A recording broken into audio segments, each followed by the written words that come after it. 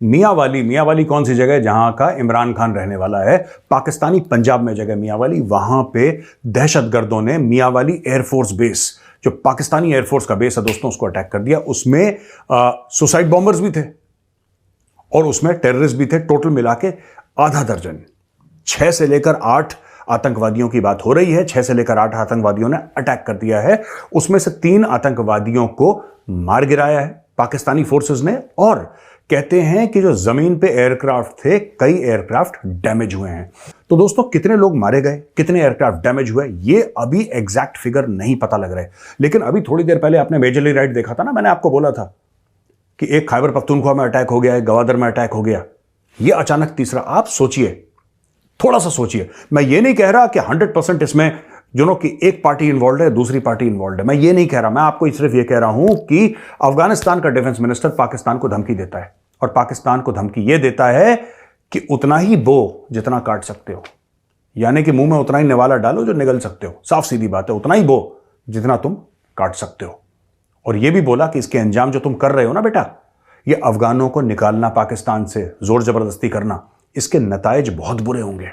एक बड़ा हमला हुआ है, बहुत बड़ा हमला गवादर में। सिक्योरिटी फोर्सेस की गाड़ियों पर, पसनी से ओमाड़ा जाने वाली सिक्योरिटी फोर्सेस की गाड़ियों पर दहशतगर्दों का हमला, और 14 फौजी जवान अपनी जान से चले गए। इस पे ये बताया जा रहा है कि क्लियरेंस ऑपरेशन जारी है और घिनौने फेल में मुलव्विस अफराद को इंसाफ के कटहरे में लाया जाएगा। अब दहशतगर्दों को आप इंसाफ के कटहरे में कैसे ला सकते हैं, ये तो बहरहाल आप ही जानते हैं। लेकिन इसी के साथ एक और बहुत बुरी खबर यह है कि डीआई खान टांक अड्डा के करीब धमाका, जिसमें 5 अफराद जाँ बहक हो चुके हैं अब तक, और इसमें फायरिंग की आवाजें भी सुनी गई हैं। इसका मतलब यह है कि बाकायदा मुकाबला हुआ है दहशतगर्दों के बीच और सिक्योरिटी फोर्सेस के बीच, और इसमें पुलिस वैन को निशाना बनाया गया है। तो नाक से लकीरें खिंच जाएंगी, इसके नतीजे बहुत बुरे होंगे। ये स्टोरी समझाई उसने, और उसके स्टोरी समझाने के 24 घंटे के बाद पाकिस्तान में दोबारा खून खराबा बड़े लेवल पे शुरू हो गया। दोस्तों, ये जो खून खराबा है, ये कहां से शुरू होता है? ये शुरू होता है खैबर पख्तूनख्वा, ये जाता है गवादर, गवादर के बाद अब ये सीधा पहुंचता मियांवाली। और क्यों ये खतरनाक हमला है मैं आपको बताता हूं। क्योंकि यार, बलोचिस्तान और खैबर पख्तूनख्वा में बम धमाके पटाखे फूटते रहते हैं, वहां पे बड़े कॉमन सी चीज है। लेकिन मियांवाली पंजाब में है, और पाकिस्तानी का दिल ये कहता है, हर एक पाकिस्तानी का दिल ये कहता है पूरे पाकिस्तान में आग लगे, लेकिन जो पंजाब है ना, वो अमन का गहवारा बना रहे, वहां पे सुख शांति हो, पंजाबियों को कुछ ना हो पाकिस्तान में। बाकी लोग मरते हैं, कल मरते हैं, आज मरे, आज मरते हैं, अभी मरे। लेकिन ये जो अटैक है दोस्तों, ये एयरफोर्स बेस पे हुआ है, फौजी ठिकाने पे हुआ है। मियांवाली एयरफोर्स बेस पे अटैक कर दिया है जिहादियों ने। अफगानिस्तान वाली साइड जो है वो इस सब में इसे अच्छे तरीके से रिसीव नहीं कर रही। ऑल्दो गैर कानूनी लोगों को निकाल रहे हैं, कह रहे हैं दोबारा वीजा लेके आ जाना भाई, लेकिन गैर कानूनी बंदा तो हम अपने मुल्क में नहीं रहने दे सकते। पूरा हमारी मैशती स्मगलिंग के ऊपर ये सारी चीज़ों का सद्देबाब तो करना है। लेकिन अब तालिबान की इमारत इस्लामी के वजीर आजम मुल्ला हसन जो है, उन्होंने अफगान मुहाजिरीन के साथ मुबैना बदसलूकी पर सख्त रद्द-ए-अमल दिया है। पाकिस्तानी हुक्मरान और फौजी जर्नैल इस्लामी उसूलों और मुस्तकबिल को मद्देनजर रखकर मुहाजिरीन के साथ बदसलूकी और उनकी इमलाक जब्त करने से बाज रहें। एक तफसीली वीडियो पैगाम जारी किया गया है उनके वजीर आजम, अबूरी हुकूमत के वजीर आजम की तरफ से। और इस सब के अंदर अफगान वजीर दिफा जो है, उन्होंने भी पाकिस्तान को खबरदार किया है कि अफगानों को निकालने के मुमकिन नताइज का जायजा ले और वो करे जो बाद में बर्दाश्त कर सके। एक वीडियो में मुल्ला याकूब ने कहा कि पाकिस्तान जो बोएगा वही काटेगा। अब ये एक बहुत बड़ी स्टेटमेंट है और डायरेक्ट तड़ी है, डायरेक्ट धमकी है, बल्कि मैं तो इसे बदमाशी भी कहूंगा, बदमाशी है। जय हिंद दोस्तों। तो जैसा कि पाकिस्तानी मीडिया चर्चा कर रहा है कि पाकिस्तान में आतंकी हमला हो चुका है। अच्छा, पाकिस्तान जैसे देश में आतंकी हमला हो जाना ये एक बड़ा जोक है पूरी दुनिया के लिए। दुनिया भर में कहीं भी कोई आतंकी घटना हो जाती है, उसमें पाकिस्तान का कनेक्शन ज़रूर निकलता है। ये तो प्रकृति का ही नियम है, पाकिस्तान का नहीं, प्रकृति का ही नियम है। और उसी पाकिस्तान में आतंकी हमला हो जाता है। तो हुआ क्या है कि आतंकी सीढ़ियों के जरिए एक नशेनी लगाई उन्होंने, इनके बेस के अंदर घुसे, कई लड़ाकू विमान रखे थे, उड़ा दिया।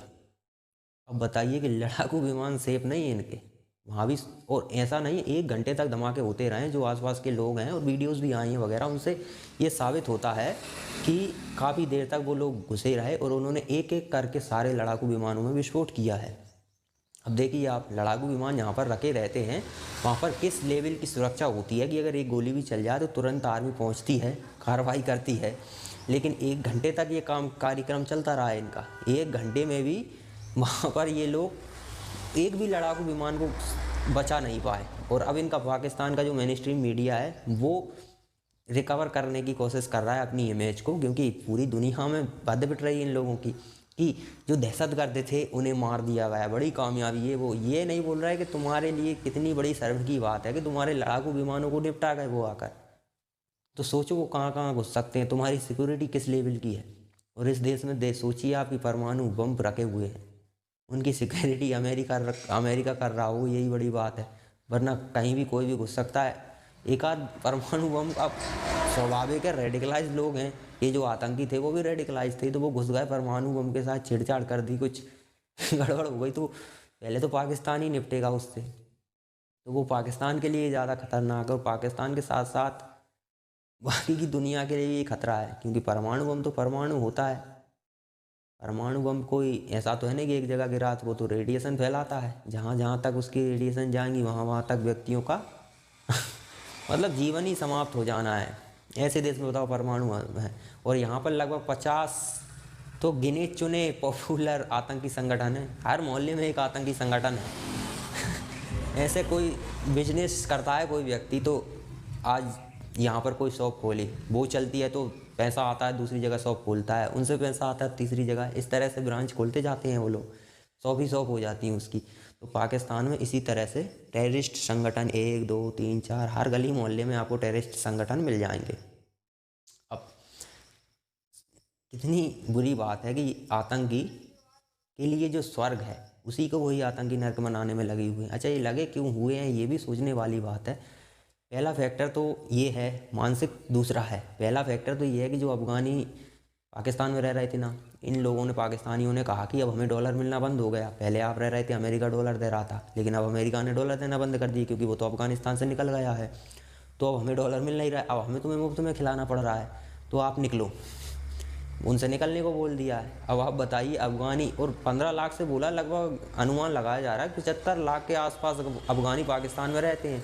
तो इतनी बड़ी तादाद में अफगानी वहाँ पर रहते हैं जो कि रिफ्यूजी के तौर पर हैं। अब उन्हें पाकिस्तान कह रहा है निकल जाओ, और अभी से नहीं, बहुत समय से रह रहे हैं। उनके बच्चे हो गए, बच्चे वहीं पैदा हुए हैं, उनकी शादियाँ हो गई, नाती पोते हो गए होंगे उनके, तब से वो वहाँ रह रहे हैं। अब वो कह रहे हैं कि चले जाओ, निकल जाओ। तो अब निकलेंगे तो कहाँ जाएंगे? अफगानिस्तान जाएंगे, और अफगानिस्तान में तो तालिबान बैठा हुआ है, तो उसे तो वैसे ही समस्या है, स्वाभाविक है। वो तो दुनिया ने उसे रिकॉग्नाइज ही नहीं किया है, आतंकी संगठन है वो भी, उसने एक देश पर कब्जा कर लिया है, तो उसे तो किसी ने अभी तक रिकॉग्नाइज नहीं किया, खुद पाकिस्तान ने नहीं किया। जबकि उसे कब्जे में, तालिबान के कब्जे में अफगानिस्तान को लाने के लिए पाकिस्तान ने क्या क्या नहीं किया, अपने लड़ाकू विमानों से तक हमले कराए हैं उन लोगों ने। तो पाकिस्तान ने तो फुल सपोर्ट दिया था, लेकिन इन लोगों ने रिकॉग्नाइज नहीं किया। तो वहाँ तो वैसे ही स्थिति ख़राब है, और ये सब लोग अगर वहाँ चले गए तो उन्हें परेशानी होगी ना।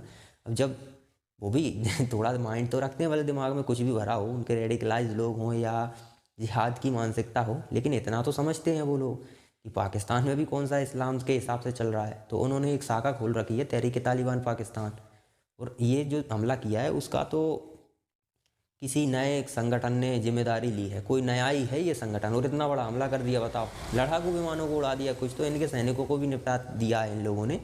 तो इस स्थिति में एक नया संगठन इस स्थिति का हमला कर रहा है, तो इससे इनकी सुरक्षा का पता चलता है कि ये किस लेवल की सुरक्षा इनके पाकिस्तान में है। तो टीटीपी जैसे बड़े आतंकी संगठन जब हमला करेंगे तो तब ये क्या करेंगे, ये इनके लिए गंभीर सोचने वाली बात है। तो अब इन्होंने भगा तो दिया है, भगाने को बोल दिया, अभी जाएंगे तो नहीं, क्योंकि अब टीटीपी जो पाकिस्तान में बैठा है वो, और जो अफगानिस्तान में बैठा है, ये दोनों मिलके पाकिस्तान की मज़े से बैंड बजाने वाले हैं। आतंकियों के लिए जो स्वर्ग था वो अब नर्क बनने वाला है। अब माइंड सेट की बात कर लेते हैं। इनकी माइंड सेट भी चल रहा है ना, जो आतंकी पाकिस्तान में बैठे हुए हैं उन्हें सिखाया गया है कि पूरी दुनिया में तुम्हें काफिरों को तो काफिरों को स्वाभाविक है इन्हें निपटाना है। तो काफिर कौन है? जो इस्लाम के हिसाब से नहीं चल रहा। तो पाकिस्तान इस्लाम के हिसाब से चल रहा है, तो कोई नहीं चल रहा है। कैसे नहीं चल रहा है? फिल्में बनाई जा रही हैं यहाँ पे। तो फिल्में तो इस्लाम में प्रतिबंधित है, आप फिल्में कैसे बना सकते हैं? कहीं भी देख लीजिए, शरिया कानून लागू है, वहाँ ऐसे काम आप नहीं कर सकते। आप ये तो मूर्ख लोग हैं, क्योंकि जब फिल्म बनती है, मान लीजिए किसी फिल्म में 1000 करोड़ का बिजनेस किया है, तो उससे जो टैक्स के रूप में सरकार के पास पैसा जाएगा, अगर सरकार भ्रष्ट है तो कुछ घपलों के जरिए उसे निकालेगी, और सरकार यदि ईमानदार है, जैसे कि नरेंद्र मोदी जैसा बंदा बैठा हुआ है, तो वो पैसा जो आएगा उससे देश का विकास होता है, विकास में लगेगा। अब इन लोगों में बुद्धि थोड़ी है, ये तो कह रहे हैं कि ये भी बंद करो वो भी बंद करो। ये वो उस समय चलता था जब वो जैसे कि राजा महाराजा हुआ करते थे, राजा एक राजा बैठा वो उसने जो आदेश दे दिए सभी को वही मानना है। डेमोक्रेसी में क्या होता है कि सरकार ने कोई कानून बना दिया है, अगर उसमें कुछ खामियां हैं तो उसे जुडिशली, जैसे कि अदालतें हैं, कोर्ट है छोटी भी, या हाई कोर्ट है या सुप्रीम कोर्ट है, तो इनमें चैलेंज किया जा सकता है। वो सरकार को सुझाव दे सकते हैं या फिर आदेश दे सकते हैं। ये होता है डेमोक्रेसी में। लेकिन ये तो उस स्थिति में जाना चाहते हैं जहाँ पर एक राजा होता है। राजा जहाँ होगा वहाँ तो उसी का आदेश चलेगा, उसने जो बोल दिया है वही कानून है इनके लिए। ये उस स्थिति में जाना चाहते हैं और माइंडसेट इनका क्या है कि नहीं, बिल्कुल आगे नहीं बढ़ना है। अब स्वाभाविक है, जो समय के साथ नहीं चलता वो ख़त्म हो जाता है, पिछड़ जाता है।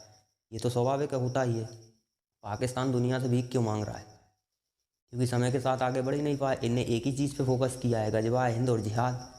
लोगों से कह रहे हैं कलमा पढ़ो और तुम्हारे पास तो जज्बा है और ये वो। अब ये जज्बा वाली बात से याद आया, ये जज्बा आप कहाँ चला गया? आपके लड़ाकू विमानों को उड़ा दिया, लगभग 15-16 आपके सोल्जर निपट गए हैं, तो अब जज्बा दिखाओ ना। जज्बा तुम्हें भारत में दिखाना है। भारत में तुम्हारा क्या होगा ये तो तुम भी अच्छी तरह से जानते हो। तो भारत में तो तुम जज्बा दिखा नहीं सकते। जज्बा दिखा सकते हैं हो तो वहीं दिखाओ, तुम्हारी जब बैंड बजाई जा रही है। ये पाकिस्तानियों को अब समझ आएगा कि हमने जिन सांपों को पाला था वो बहुत जहरीले हो चुके हैं और इस स्थिति में आ चुके हैं कि अब उनके फंड नहीं कुछ ले जा सकते।